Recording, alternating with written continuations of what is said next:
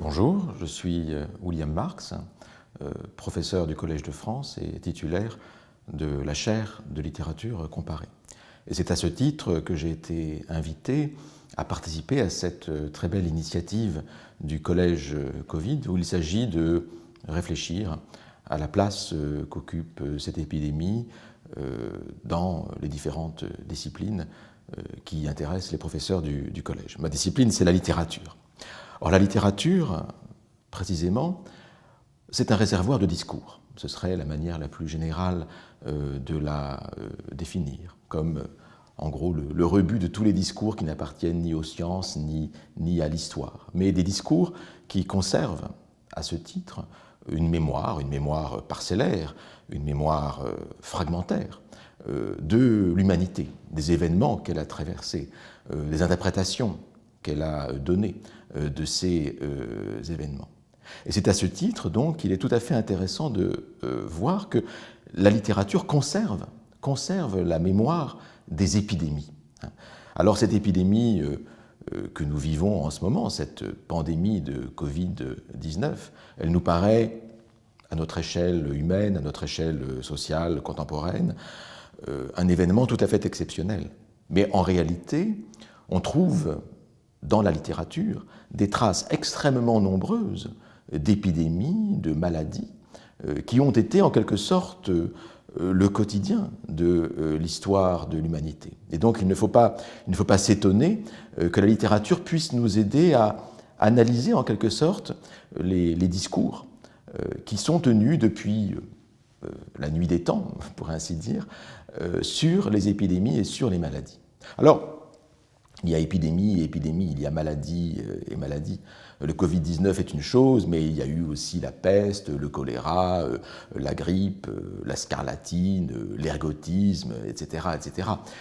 Chacune de ces maladies engage des modes de contamination différents, une létalité différente, des types de symptômes différents, et donc implique aussi une existence sociale, une socialité différente, qui prend des mesures et des formes différentes dans les textes littéraires que nous avons conservés. Si l'on prend par exemple la syphilis arrivée en Europe par les conquistadors revenus d'Amérique, elle prend dans la littérature une dimension au XIXe siècle très individuelle, et elle se manifeste par exemple dans l'écriture fragmentée et symptomatique en quelque sorte du dérèglement cérébral occasionné par cette maladie. On trouve ça chez Guy de Maupassant, on trouve ça chez Nietzsche, mais un peu, en quelque sorte, malgré eux. La syphilis s'exprime dans leurs œuvres littéraires malgré leurs auteurs, comme une sorte de symptôme. On retrouve la scarlatine dans l'œuvre de Louisa May Alcott dans Les 4 filles du docteur March, et sous un angle plus individuel, plus romantique. On retrouve le sida, et ça c'est un grand événement plus récent, depuis les années 80 dans la littérature.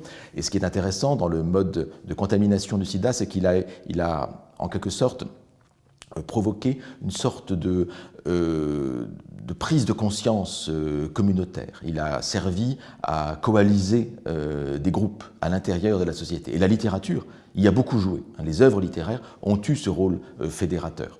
Donc ici, il y a un rôle social du sida dont la littérature a été particulièrement exemplaire.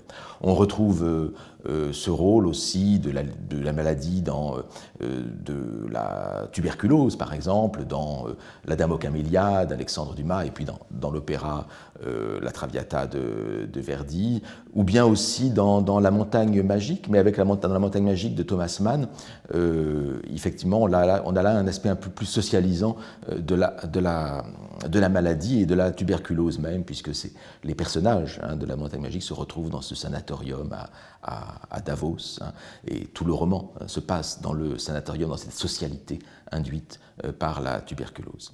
Les épidémies, les pandémies engagent un type de discours un petit peu différent par rapport aux maladies que je viens de citer. Car une pandémie engage l'existence de l'humanité elle-même. Elle fait augurer peut-être de la disparition même de cette humanité. Et en même temps, elle pose le problème de l'humanité en tant que c'est par l'humanité, en quelque sorte, que nous pouvons alléger les souffrances d'autrui et permettre peut-être de sortir du danger dans lequel la pandémie met l'humanité. Donc la pandémie, c'est-à-dire cette épidémie qui touche l'ensemble d'une population, eh bien, a cet aspect tout à fait problématique qu'elle met à la fois en valeur les dangers et les vertus de l'humanité. Les dangers parce que plus les gens sont proches, plus la maladie se répand, et la vertu parce que l'humanité permet précisément de se sauver de la maladie. Et donc, la pandémie a, dans l'histoire même de la littérature, un rôle tout à fait fondamental, dans la mesure où elle fait de l'humanité elle-même un personnage. Puisque si l'on définit un personnage littéraire comme ce qui a une vie, ce qui peut naître, mais aussi ce qui peut mourir, eh bien, la pandémie transforme l'humanité en personnage littéraire puisqu'elle ouvre la possibilité d'une disparition de l'humanité et donc d'une mort de ce personnage que serait l'humanité. Et ce n'est peut-être pas tout à fait un hasard si notre littérature occidentale s'ouvre, du moins par les textes que nous en avons conservés, par le récit d'une pandémie, par le récit d'une épidémie. Car en effet, le plus ancien texte que nous ayons conservé de notre littérature, l'Iliade, s'ouvre les premières lignes, les premiers vers, par le récit de cette épidémie de peste, quel que soit son nom du reste, nous n'en sommes pas tout à fait sûrs, cette épidémie de peste qui frappe le camp des Achéens. Et ce qui est assez intéressant, c'est que cette épidémie de peste est attribuée à l'action du dieu Apollon, l'archer Apollon qui décoche ses flèches à une rapidité extrême sur les Achéens, les soldats, les uns après les autres. Et l'on voit ici comment la croissance exponentielle de l'épidémie, qui a un caractère tout à fait mystérieux et dont nous sommes aussi nous-mêmes les témoins dans l'épidémie de Covid qui nous frappe. Cette croissance exponentielle extrêmement rapide a été interprétée par les anciens Grecs, par Homère, comme une action divine, comme l'action d'un dieu qui agit extrêmement rapidement par ses flèches sur chaque soldat. Donc on voit ici comment la peste devient le signe d'une épiphanie divine, d'une apparition divine, et l'on voit ici déjà, dès cette première occurrence de la littérature occidentale, qui est aussi la première occurrence d'une épidémie dans la littérature, il y a coïncidence ici, on voit ici comment déjà le regard sur la peste, le regard sur l'épidémie, n'est pas séparable d'une idéologie, et en l'occurrence l'expression d'une théologie, d'une vision du monde. Et c'est ce qui permet de porter un regard un petit peu distancié sur l'ensemble des discours qui ont été portés dans les œuvres littéraires sur les épidémies. En réalité, on pourrait distinguer 4 types de discours de la littérature sur les épidémies. Voyons-les, passons-les en revue.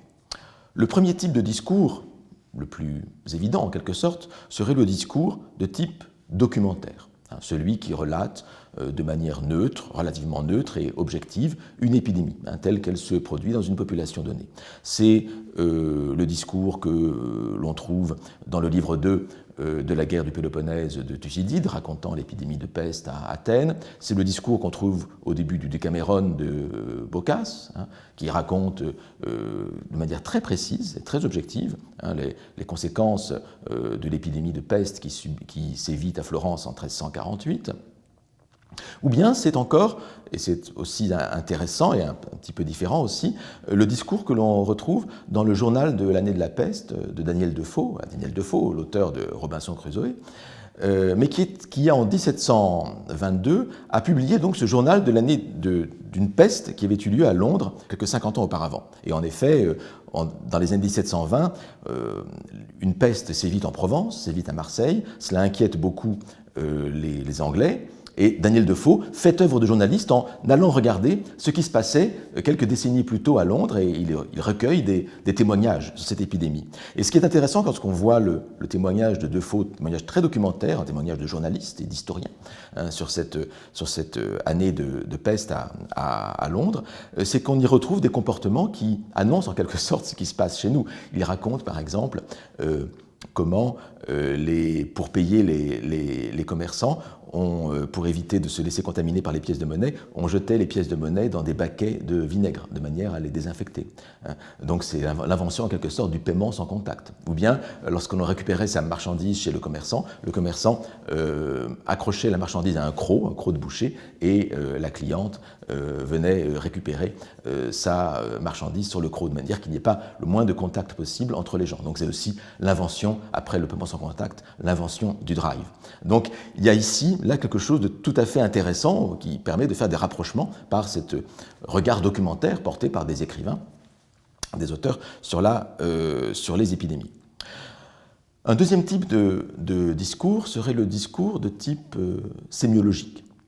Sémiologique, c'est-à-dire celui qui reconnaît dans l'épidémie, ou qui croit reconnaître dans l'épidémie, le signe de quelque chose d'autre. L'épidémie ne serait qu'un signe. C'est ce qu'on trouve en fait déjà dès le début de l'Iliade, c'est-à-dire que cette épidémie de peste qui frappe le camp des Achéens est en réalité attribuée, et ça, ce sont les devins, les augures qui l'expliquent, est en fait attribuée à un crime qui a été commis par les Achéens qui ont touché à la fille d'un prêtre d'Apollon. Et donc c'est la raison pour laquelle Apollon se venge avec cette épidémie.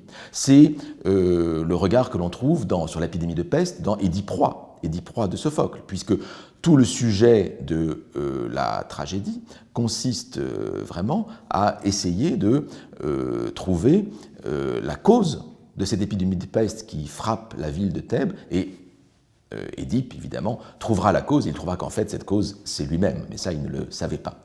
Et donc, l'épidémie, ici, est le signe d'un désordre, d'une faute qui a été commise quelque part, et qu'il faut réparer pour mettre fin à l'épidémie. On retrouve cela encore, d'ailleurs beaucoup plus récente, et avec une vision moins théologique, dans un roman d'il y a une vingtaine d'années de Fred Vargas, l'autrice de romans policiers, Pars vite et reviens tard, paru en 2001, qui raconte un début d'épidémie de peste dans le Paris du fin du XXe, début du XXIe siècle. Et là, l'enquête policière consiste réellement, là aussi, à trouver, d'une part, l'origine peut-être de cette menace de peste, et à trouver en fait que l'origine de tout cela, c'est un désordre social, c'est une injustice sociale qui a été commise à un moment donné dans l'histoire de la France.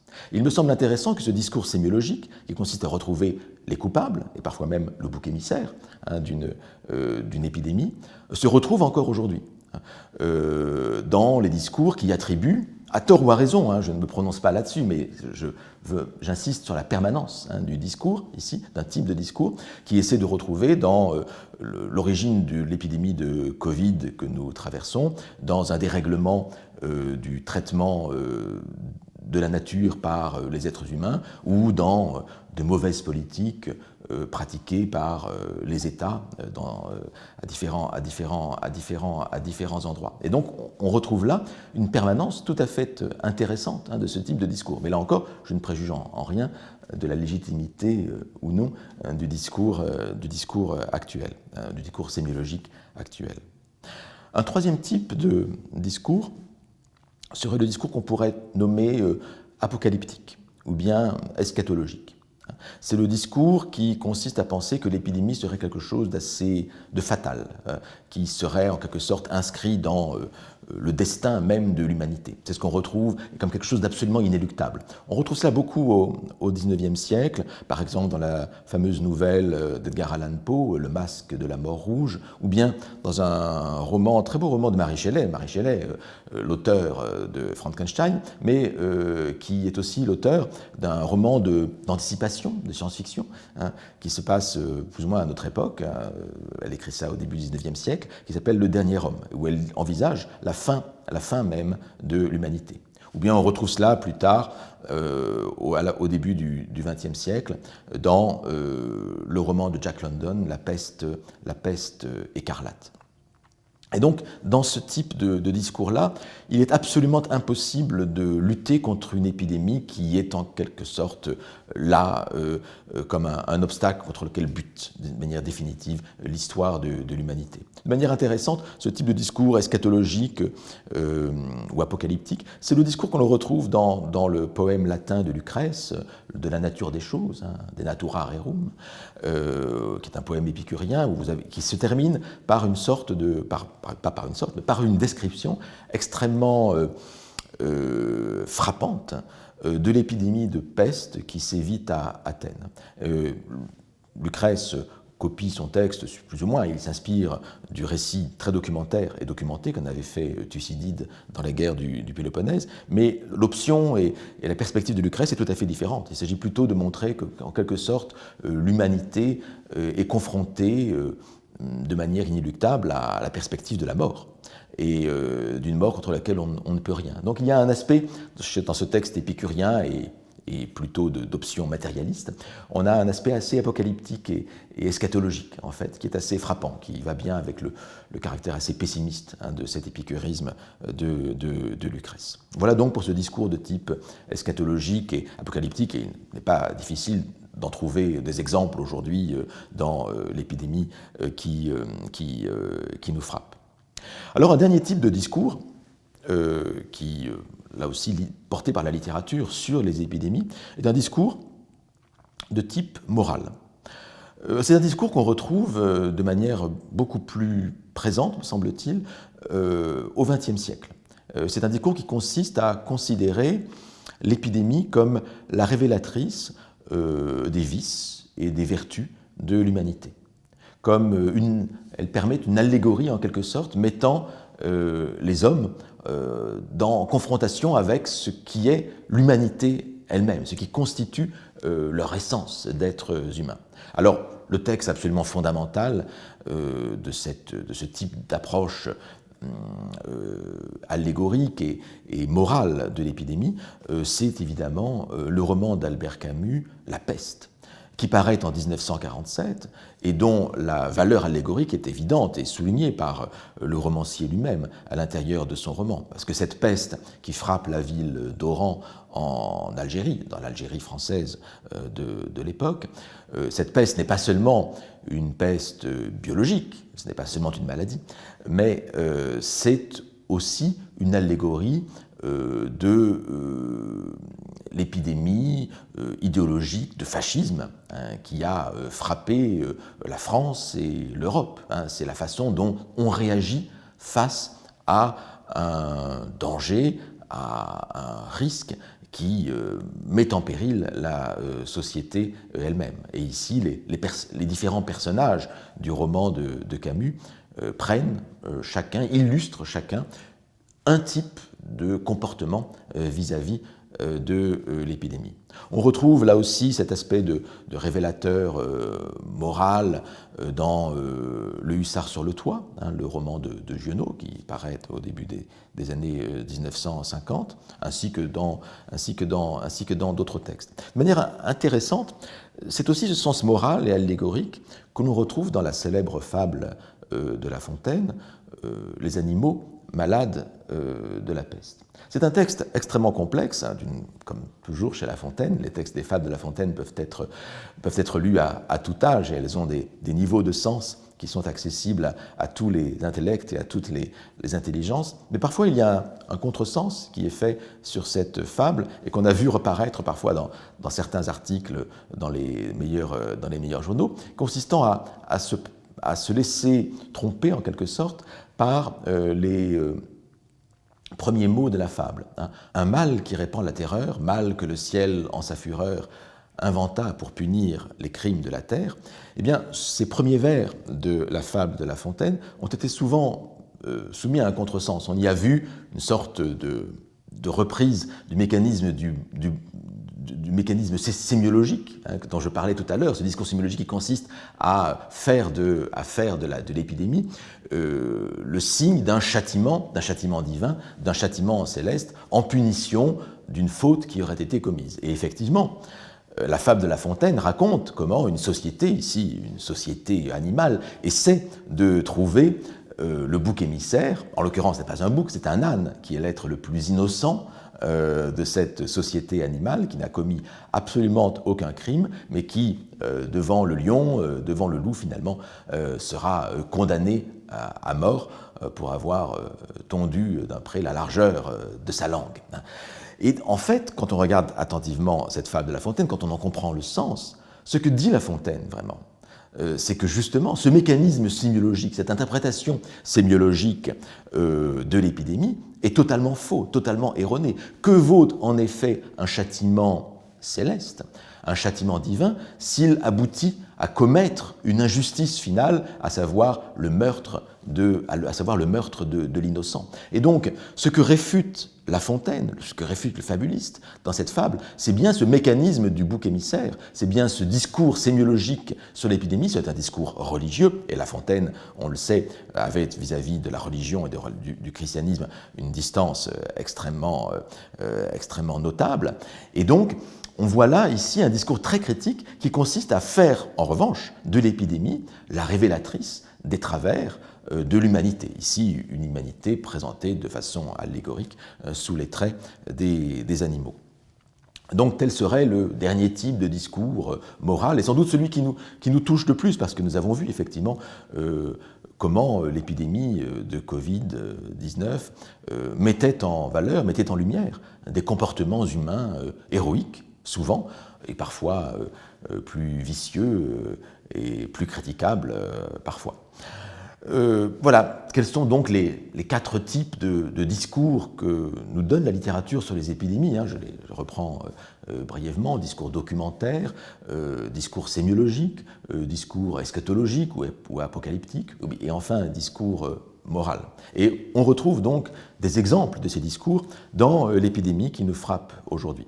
Alors cela n'est pas pour dire que les discours que nous tenons aujourd'hui sur l'épidémie de coronavirus seraient exactement les mêmes, auraient la même valeur ou la même absence de valeur que les discours que l'on retrouve dans l'histoire de la littérature. Mais je crois intéressant, par ce regard rétrospectif que nous avons sur le rapport qu'entretiennent les œuvres littéraires avec l'épidémie, par ce regard rétrospectif, je crois nous sommes invités à mettre à distance, en quelque sorte, les discours actuels, les discours contemporains, et à ne pas toujours les prendre au pied de la lettre, et à comprendre qu'ils s'inscrivent, eux aussi, dans une longue tradition. Et cela peut permettre aussi de mieux les interpréter et de mieux nous positionner, nous-mêmes, nous situer par rapport à ce type de discours tenus sur l'épidémie. Et je crois que c'est là